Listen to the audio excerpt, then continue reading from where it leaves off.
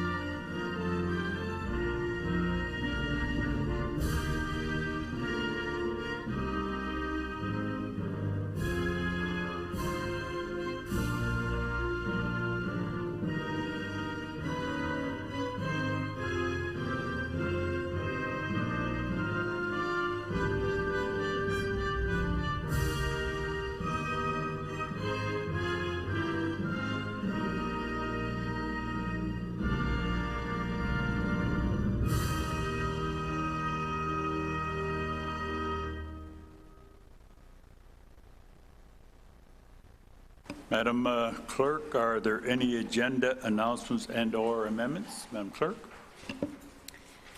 Thank you, Your Worship.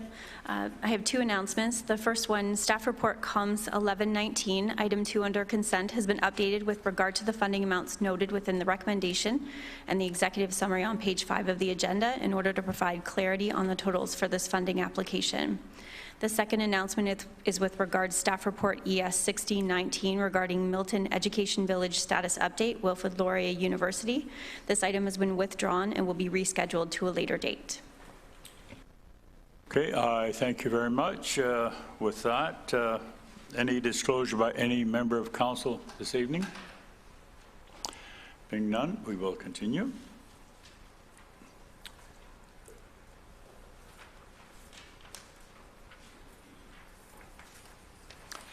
I have a resolution moved by Councillor Best and seconded by Councillor Ellie, and be it resolved that consent items numbers 1 to 8 as amended be approved.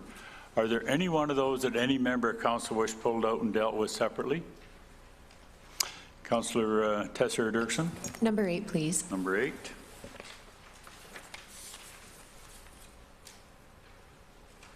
Any other item that any member wish pulled out and dealt with separately?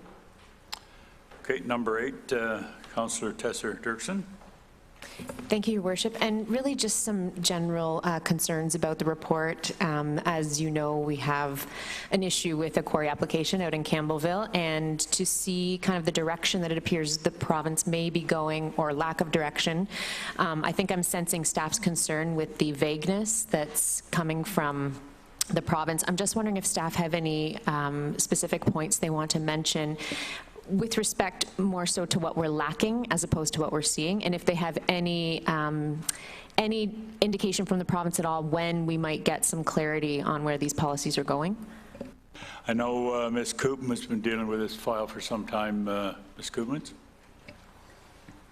Actually, Mr. Todd, the author of the report, will respond. Mr. Worship, through you to Councillor Tesser-Dirksen. The vagueness in the report generally is an overview of the very vague views of the province as it comes to aggregates. There's been several releases by the province, one in 2015, late 2015, another one in 16, another one in 17, and now this one, where the province basically releases some statements regarding what they see aggregates being and what they think the changes to the Aggregate Resource Act may look like. We don't have any details. We don't know exactly what the policy changes will or will not be. So right now we're just guessing at some very vague statements that were made by the province at this point in time. There is some suggestion through the changes that the municipal role might be reduced a little bit, things like haul routes, a little bit around transparency. And there was a few statements that spoke to things like putting more onus on the applicant to provide the information rather than going through the province. So a little bit more of the less hand-holding of the agri-producers and more trust in what they're providing. So until we see the exact details of the amendments to the legislation itself, we're only guessing right now to say what is the true intent and what we might actually see. Thank you. I appreciate that you're answering with very little background to rely upon. And I caught that as well, particularly that it appeared that the province was willing to step back and allow municipalities and applicants to voluntarily come to agreements. I'm not sure how much success you foresee having with an applicant in that type of situation if their participation is voluntary. Through your worship, typically I would anticipate that it will be difficult when participation or when an agreement is voluntary. And just further to Sterling's comments, there was a communique released from the province today that specifically says pit and quarry operators will have more streamlined requirements and improved access to aggregate resources, among other things. So it kind of sets the tone for where the direction is going, just in terms of lightening requirements. Okay, thanks very much for your answers. Councillor Best and then Councillor Challoner.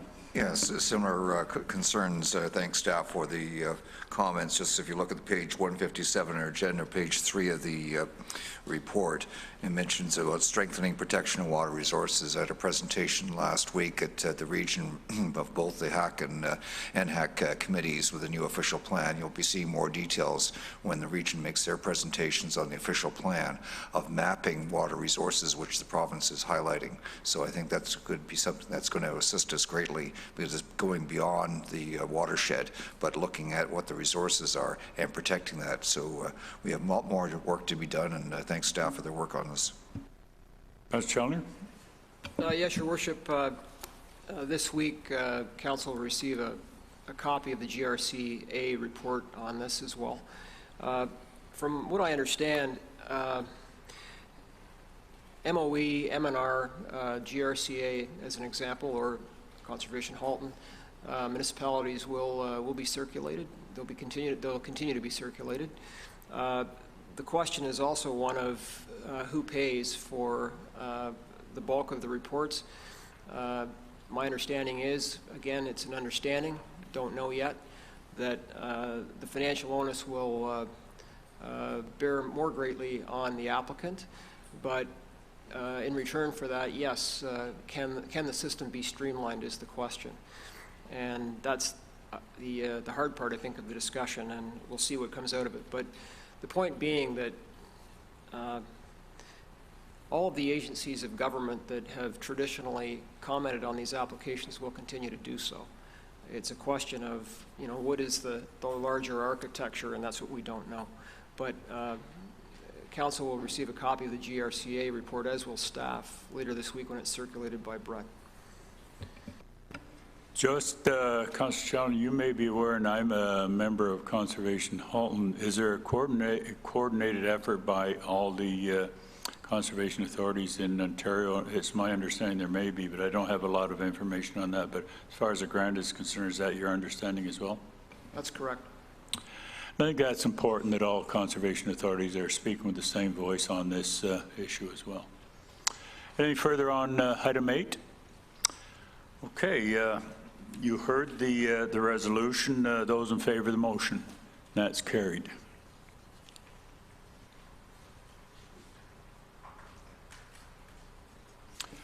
Madam Clerk, I believe that's all. I'm going to turn the chair over to Councillor Challoner, and we're going to go in committee in just a moment. But before I relinquish the chair, I would just make mention not only to my colleagues but the public out there.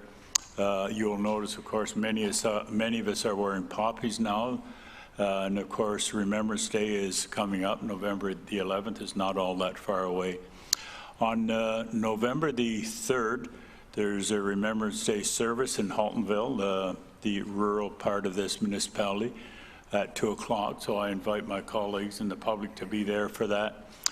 And also on November the 10th at Victoria Park here, the parade will move off from the Royal Canadian Legion in the urban part here at roughly 1:30 and be at the cenotaph at 2 o'clock. So something for all of us to remember, not only myself and my colleagues, but the general public to turn out for both of those services. So with that, Councillor Challoner, if you would assume the chair, this council meeting is now adjourned. Thank you, ladies and gentlemen.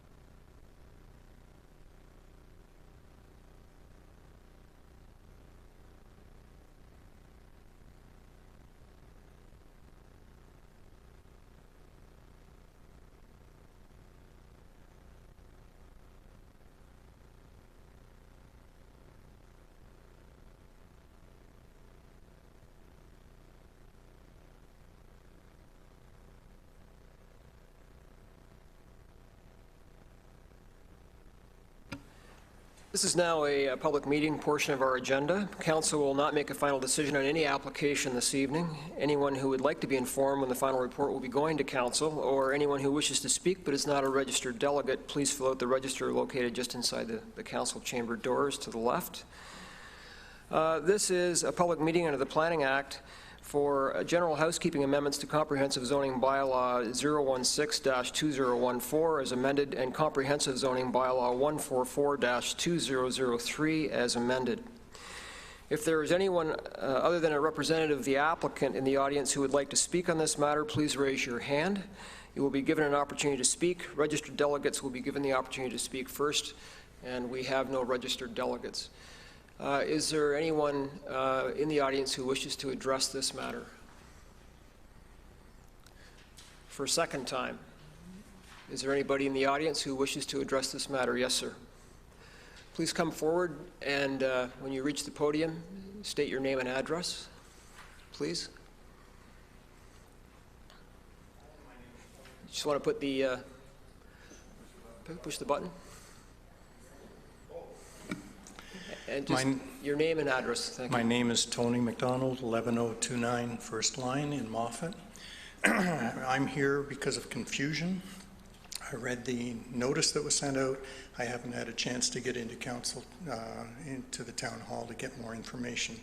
So I have no idea what the definitions that are being changed, what they were before, what they are now. Body rub obviously is a glaring example of that. So I'm just hoping to hear some explanations of what all this means. Anything further? No. Okay, thank you.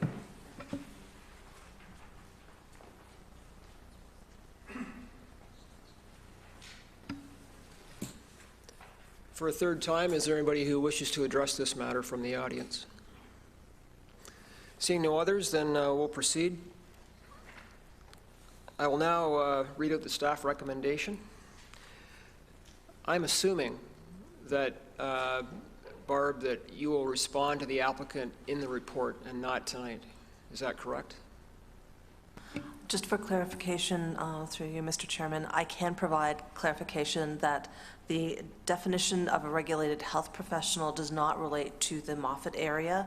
The only changes to the rural bylaw, being bylaw 144/2003, is to correct a previous inadvertent error which excluded residential uses on specific properties in Moffat. That is not the intent of the official plan. the regulated health professional definition is applicable only to the urban area, so that may resolve some of the concern. Thank you.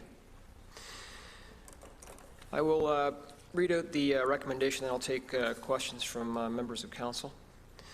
Be it resolved that Planning and Development Report PD040-19 outlining town-initiated housekeeping amendments to Comprehensive Zoning Bylaw 016-2014 as amended and Comprehensive Zoning Bylaw 144-2003 as amended be received for information. That's been moved by Councillor Best and seconded by Councillor Ali. I'll now take questions. I had Your Worship and Councillor Best. And I think Ms. Koopman's clarified it, Mr. Chairman, with regards to the question of the deputation. Councillor Best. Yes, similar concerns. Councillor Tester-Dirksen and myself received some emails from people. Possibly staff could just highlight the reasoning for this report coming to council, because I see there's a number of residents in the audience that may have some questions on this later, but maybe just a brief overview of why we were here tonight and why these changes are being made. Will do.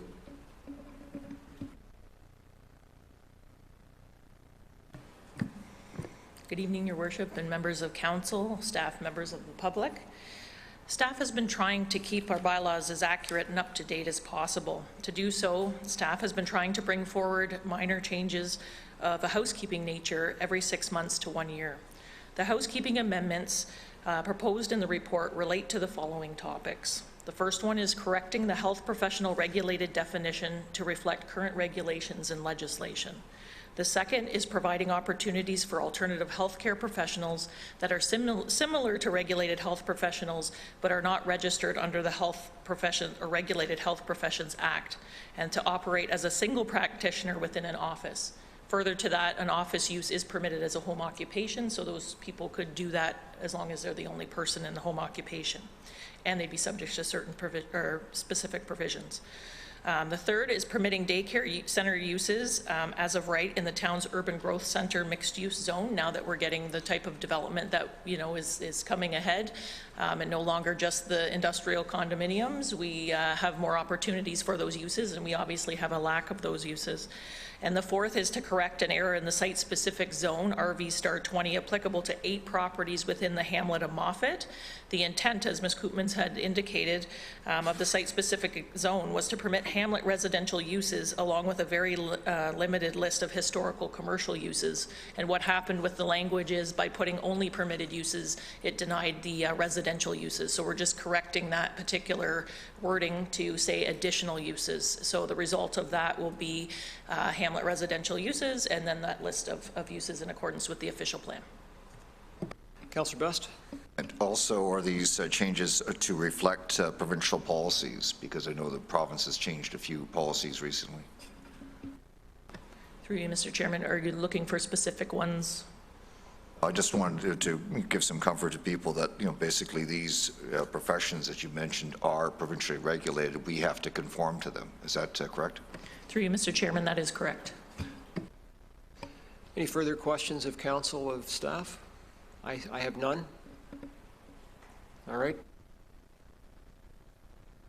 not going to call the question. Those in favor, raise your hand. Motion carries. Any questions about the report or for information, as the appeal process should be directed to planning staff? I declare the public meeting closed.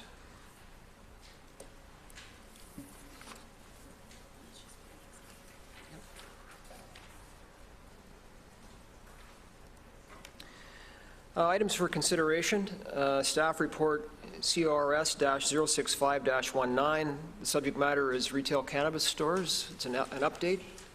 Do we have a presentation from staff on this matter? Mr. Chairman, staff would be happy to answer any questions if there are any. Okay. All right, are there any questions of staff with respect to this report? Seeing none, I will read the resolution and call the question. Be it resolved that Council adopts an opt-in position with respect to retail cannabis stores, and that staff be directed to inform the Alcohol and Gaming Commission of Ontario that retail cannabis stores are permitted to operate within the town of Milton, and that council adopts the retail cannabis store policy statement attached as Appendix A to staff report CORS-065-19, and that the town clerk or designate be delegated authority to make written submissions to the registrar under the Cannabis License Act 2018 in accordance with the retail cannabis store policy statement. Are there any questions regarding the motion? Councillor Best. Yeah, a question through to staff. Based on the changes that we've seen in the province in the last year since they announced this program, what are the chances of Milton actually even getting a retail store?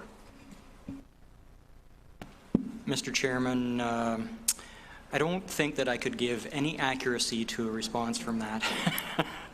I would suggest that any retail store in Milton would not be imminent. Thank you. Actually, it was more accurate to some pollsters we had last Monday night. Your Worship. Chairman, just in response to that question from Councillor Best, not recent in the last month or two, but I've had several inquiries over the past 6 or 8 months. I'm sure now that we'll see an application or 2 or 3 come forward to open up a store in Milton. So that's my speculation at this point. So there is interest, I know, in opening up a store or 2 here. Any further comments or questions on this matter? Councillor Cluett. Thank you very much, Mr. Chair, and thanks to staff for the report. We're back at it again. I know that this is one of the first things that we dealt with as a newly elected council. It was kind of a whirlwind where right after the budget, this is one of the items that we had to deal with, and a lot of us have had an opportunity during the election campaign to poll residents and to get sort of a dip in the water of how people were thinking about having cannabis retail outlets in Milton. And back then I found through my own informal door-knocking polls, talking to residents, it was roughly about 50-50. And there wasn't a lot of information that was out there. And council decided back then to opt out for now. And we're back, this is the now, so we're looking at it there. And we have, obviously we have a little bit more information. The town, through Let's Talk Milton, has had an extensive public input. There's, many of the questions, over 1,000 respondents, which is, I think, almost double the amount of what we've had during budgets for budget surveys. So it's obviously a pretty hot topic. It looks to be, more along the lines of a 60-40 split in favor. And as the mayor also mentioned, I've also been informally asked from a number of people who either will be on a waiting list for a license or actually currently on a waiting list for a license to bring one to Milton. So I guess if the province opens the doors to those licensees, we probably will see something coming soon. One of the concerns I had back then, and because I was one who opted out for now, one of the 6 or 7 that did, was the proximity, the concerns that I had with the proximities to schools, places of concern, for daycares. During the provincial campaign, I know one leader brought up 250 meters. Our current premier brought up 500 meters, but it was settled on 150. And part of what we had discussed, we'd asked staff and through advocacy through AMO and other agencies to work with the provincial government to see if we can change that, and obviously that hasn't been changed. And I honestly think now that if we go into the opt-in, I think we might have a better opportunity to negotiate with the province, because majority of the municipalities in Ontario have opted in. And I think we might have an opportunity to negotiate better with the province to see if we can make these changes. I know that the individuals that have approached me that are either applying or have applied for their licenses, they are very aware of those concerns about having their retail outlets, and they've assured, and they will assure town staff that they aren't going to be going to those areas. They're going to be going to more appropriate areas, I guess, for their retail outlets. So it's been a long year talking to residents, going over these reports here, and through the staff consideration, staff's recommendation. I think I would like to say that my mind has been not necessarily completely put at ease, but a little bit more at ease into saying that we move forward with allowing cannabis retail in Milton, and to carefully work with those who are licensees who do get licenses from the alcohol and gaming, I forget what the provincial level, to ensure that these locations do go in appropriate areas and stay away from those concerned areas that we have, and to continue on. And it's a legal product.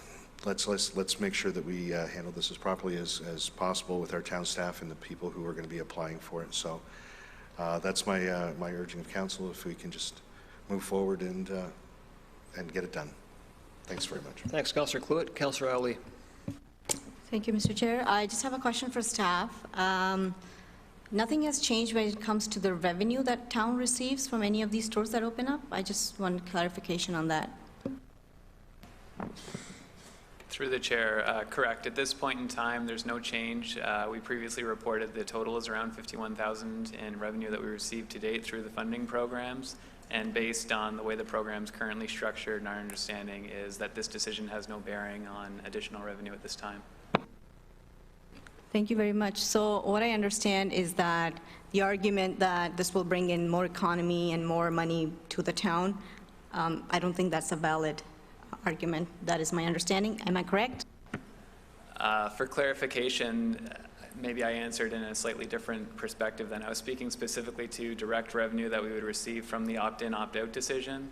Obviously, if there was a retail establishment that was set up within the town, there would be things like property tax revenue and other things associated with any sort of development like that. So their only revenue is the property tax revenue. So for example, if another store opens up that's selling candy, same revenue? It is the same property tax rate for different commercial uses, yes. So it really is about whether it's an incremental or whether it would have been a retail development of another form. Thank you. That answers my question. Councillor Di Lorenzo. I had a clarification question for town staff through you, Mr. Chair. I understand there were two payments. We received the first one. I just want to clarify, we lost the second $50,000 payment because we didn't opt in. Is that correct? There was a second payment, and the town of Milton would have got that approximately $50,000 if we had voted earlier to opt in? So we did receive a second payment. It was only in the form of $5,000, which was the maximum for municipalities that did not opt in. There is a municipality about our size in the GTA that we looked to, and they did opt in at the time just to get a sense of what the differential was between our decision and theirs.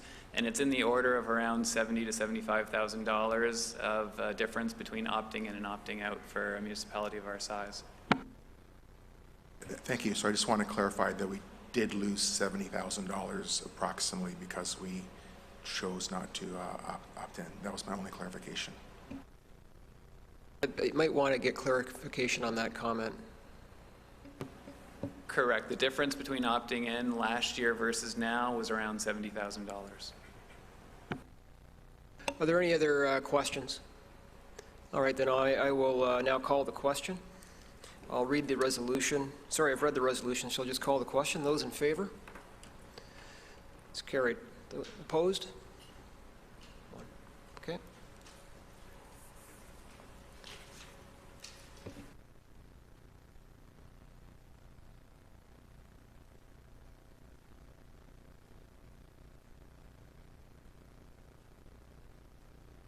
So, Council, the first motion I have in front of me is a notice of motion by Councillor Tesser-Dirksen to waive procedure so that we can deal with her main notice of motion. It's moved by Councillor Tesser-Dirksen, it's seconded by Councillor Ali, and it's the procedural bylaw. Do you wish me to read the entire procedural bylaw, or do you understand the procedural bylaw? All in favor of the procedural bylaw? Any opposed? Carries unanimously.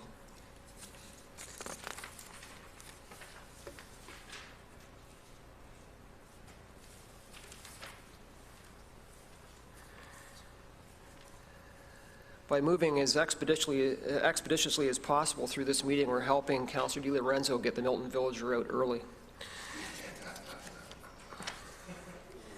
So, just trying to help you out. So I have Councillor Tester-Dirkson's motion in front of me. I'm going to ask her to explain her motion, please. Thank you, Mr. Chair. I took the hint. It'll be really quick. And I do thank my colleagues for indulging me with the waiver of procedure. I try to avoid it whenever I can, but the timing fell so that we just narrowly missed getting it on the last agenda. And our chief librarian, Mark Williams, did want to have it dealt with prior to the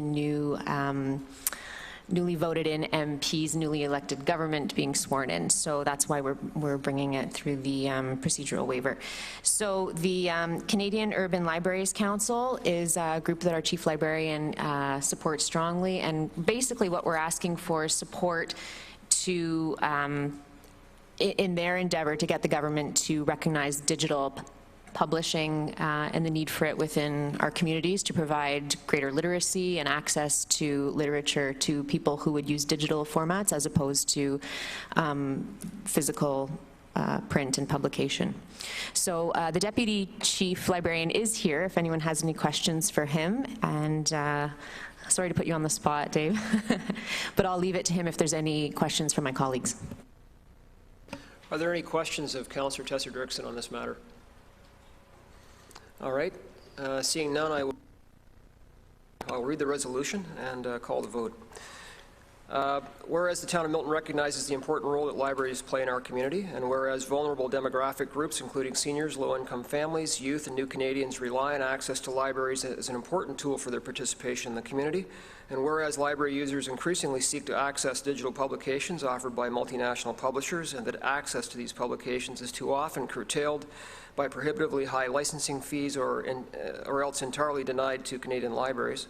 And whereas libraries must be in a position to offer digital publications to their users as part of their service offering, particularly given the contemporary rapid pace of digitalization of educational and cultural materials, therefore be it resolved that the town of Milton supports the Canadian Urban Libraries Council in its efforts to increase access to digital publications for library users in the town of Milton and across Canada.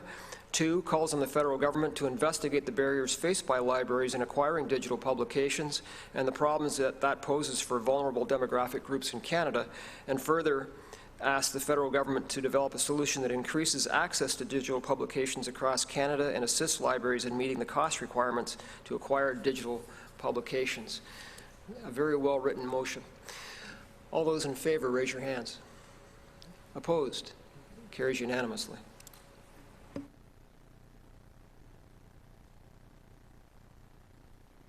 Fortunately, I don't have to read the bylaws in full. So, I have a resolution moved by Councillor Best and seconded by Councillor Ali.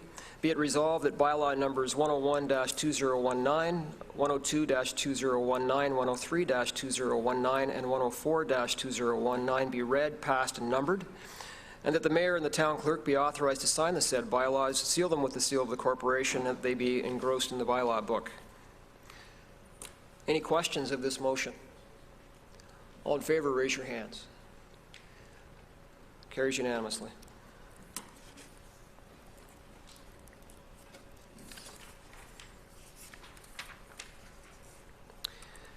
Okay, Regional Council update. Sir Cluett. I thought we were going to do the usual round the table here, but I might take somebody's thunder, so I apologize, but I just wanted to reiterate that the decision that came down from the provincial government on last Friday. Usually on Friday, announcements from the province are not usually a cause for a little bit of concern, a little bit of nervousness, but this one was actually good for us. The regional review has finished, and the province has basically said that there's no forced amalgamations of any of the municipalities. They announced a fund to provide municipalities tools to essentially do what we've been starting to do with our core services review to find efficiencies within government. And I believe the second big one was combining voters lists, which would take a lot of time and administration away from local town staff and the municipal staff for elections. So that was a pretty good news story. I know, I think the mayor might, and Councillor Best, who's been involved with it, AMO, might have some more comments, but I think it was a pretty good news story for us. Sort of the cloud of the regional review has now been lifted from the municipalities, and we can get back to work on doing a lot of the things that we need to get done. So thanks very much. Next, Councillor Best. Yeah, similar comments about the regional review. Now we can actually stop all the acting and actually get on with work that we've been holding off on the last 6 months. But I appreciate all the work that town staff and the mayor and everyone did on this item, because we had over 8,500 comments in this report, which I think astounded the provincial ministers. So I think that was a great change in direction there. Also, something I heard about, there was an election last Monday, so I think that's also may have changed some direction as well. And I look forward to seeing, where the new federal direction, the FCM, the Federation of Municipalities update should highlight where we're going from there, and I'm looking forward to working with who our new partners are. Also, just a couple of road projects, Councillor Clowett knows, and Councillor Hamed, Britannia Road is now closed between First Line and Tremaine Road for the work to finally start the work on the overpass. And also James Snow Parkway is now connected to 5 side roads, so anybody wondering why they're going down and getting cut off at Dublin Line, it's because we're changing the roads there and hopefully improving access in this area, because I understand some people got lost last weekend. So I certainly welcome the completion of these projects as soon as possible. I don't know if they got lost, but they had a free tour of Dufferin Aggregates. Councillor, or Your Worship. Yeah, thank you, Mr. Chairman. I was one of those that got lost in a community that I know very, very well, probably because of poor signage maybe, or me not seeing, that sign. Chairman, echo some of the sentiments that Councillor Clowett mentioned there, stealing someone's thunder. No thunder on my part. I'd refer to it pleasantly surprised. I, like many others, was speculating on what may or may not happen. I speculated that there would be some tinkering, as I refer to it, with some of the governments, not necessarily Halton. I thought for the most part Halton would be left alone. I might be a little bit biased, but at least in my opinion, I think Halton has been running quite well for the most part there. But I know there's municipalities that want to separate from their respective regions. Is that the end of it? I don't know. I rather speculate not. I don't think you're going to see a lot of upheaval with the announcement, but I predict we haven't heard the end of it yet in 1 or 2 areas, and that being one of the areas as an example to illustrate. Mr. Chairman, on the Regional Council update, as my other colleagues that were on the table on last Wednesday, there was a great deal of discussion on the housing issue or the lack thereof, and it's gotten to be a real serious thing, even in Halton here. So, it's got to be an issue for a lot of us to address, so there was a great deal of time spent on it. And as well, the highway system, the GTA West, there was a lot of time spent on that as well, and the progress or the lack thereof. And I'm really getting concerned with regards to gridlock. It doesn't matter where you go anymore, especially in the Greater Toronto area. So at least in my opinion, I think shared by many others, somebody's got to get on with building new highways. And do I suggest toll roads? Well, I don't have a big problem with that. If they're going to build a new toll road, somebody's got to pay for it. And I know that the province, for the most part, is bankrupt, and I'm well aware of that. So, but it's an issue in the Greater Toronto area, so we've got to get on with it. Not only the GTA West corridor, but the Niagara corridor, as I refer to it, in and around Hamilton, getting to the Niagara Peninsula. Sooner or later, that has to be addressed as well. And it's not a very popular thing, and I'm well aware of it, on the impact on some of those municipalities that it might have. But there's no other choice. And I don't have the silver bullet as to where these highways should go, but they have to go somewhere. Somebody sooner or later has got to make some tough decisions. And that would include us regional councillors, that might include us local councillors, to get our chin out there and say, this highway's got to go here, because we should rely, of course, on the professionals to give us the best advice. And I don't know, at least in my opinion, that presentation that we heard last week was a little wishy-washy, and a lot of definite maybes well, you can't operate on a lot of definite maybes, so it was a little frustrating for me as well on hearing that presentation on nothing's changed, so spinning our wheels and it's got to stop. So other than that, Mr. Chairman, I have nothing to add on Regional Council update. Thanks, Your Worship. Well said. Councillor Ali. Thank you. I obviously have no place being here. It's the regional update time, but I was unable to find an opportunity to say what I want to say. And I just want to thank Lisa Raitt for her 11 years of great service to Milton. We just had a federal election. I want to thank her for being the great MP that she was for Milton, and I would like to welcome Mr. Adam Vancouverton as our new MP to the town of Milton. Thank you. Thanks, Councillor Ali. Councillor Malbouf or Councillor Hamid, do you have anything from the regional council perspective? Go ahead. Very briefly, Mr. Chair, the regional council is expecting an update to the allocation program from staff in November. So that's something to look forward to. I think it will help a lot of our projects as well. Thank you. Nothing to add to what's been said. Any other comments before we adjourn? We are adjourned.